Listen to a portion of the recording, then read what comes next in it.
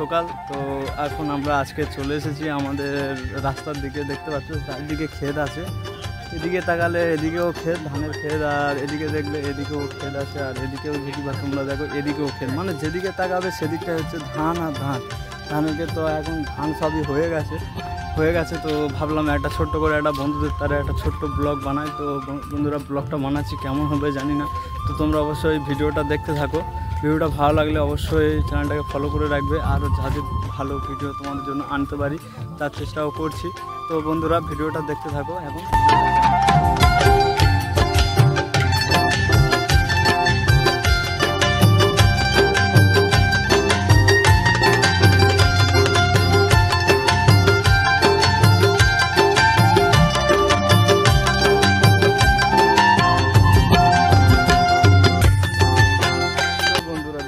এই যে ধানের ক্ষেতটা দেখতে পাচ্ছ, ধানগুলো সব এখন পেকে গেছে আর মানে মাঝখানে হলে ধানগুলো কাটবে। আর ধানের মধ্যে দেখতে পাচ্ছ এই যে ঘাসগুলো